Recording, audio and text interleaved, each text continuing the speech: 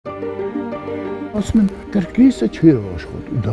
հետո ասում, թող ինձ մոտ։ Հազարավոր նկարներն ու հոլովակներն են պատմում, գիշեր-ցերեկ չճանաչող մարզումներ, բազմաթիվ ներկայացումներ մայրաքաղաքում, մարզերում, Արցախում։ Տաշիր ընկերությունների խմբի կողմից Երևանի կրկեսը ձեռք բերելուց հետո, այսինքն 2011-ից սկսած կրկեսային գործունեությունը շենքի շինարարության պատճառով չի դադարել։ Ընկերության իրավաբանը փաստեր ունի, 14 տարի տարածքներ վարձակալելու մարզումները շարունակելու համար ծախսվել է 18 միլիոն 650 հազար դրամ։ Մարզումներն անցկացվել են տարբեր տարածքներում։ Ալոյանի ձեռքի տակ վարձակալության պայմանագրերն են։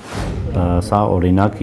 վետերանների միավորում ՀԿ-ի հետ պայմանագիրն է, որով Երևանյան կրկես ՍՊ-ն վարձակալել է իրենց դալիճը 2021 թվականից։ Նմանատիպ պայմանագրեր կնքվել են նաև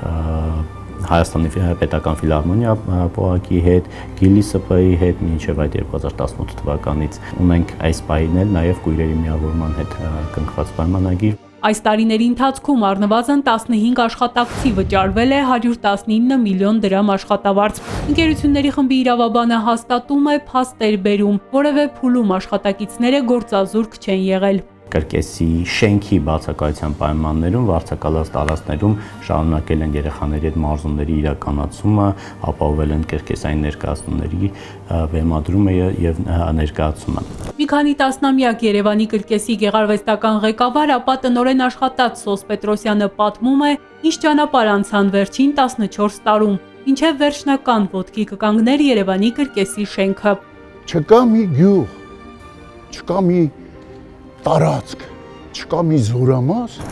որտեղ մեր ստուդիայի սաները ելույթներ չունենան։ Մեզ էին միանում նաև պրոֆեսիոնալ դերասանները։ Վարձել էինք նաև ամիսը 1-2 անգամ Պարոնյանի երաժշտական կոմեդիայի թատրոնի շենքը եւ այդտեղ տալիս էինք ներկայացումներ։ Դուք չեք պատկերացնում, թե ինչ մեծ ոգևորությամբ մարդիկ մասնակցում էին։ Բազմաթիվ հնարքներից մինչև բեմում դերասանական խաղ, հազարավոր երեխաներ ու պատանիներ այս տարիների ընթացքում անվճար ուսանել են Երևանի կրկեսի համար վարձակալած տարածքներում, շարունակել ճանապարհը մեծ բեմերում։ Եթե մեկին ասեք, Հայաստանում կա մի տեղ, որտեղ կրկես են սովորեցնում անվճար, ձեզ վրա կծիծաղացնեն։ Մենք անվճար հիմունքներով, իհարկե Տաշիր գրոպի հովանու ներքո, միշտ մեր ուսումնական պրոցեսը անվճար է եղել։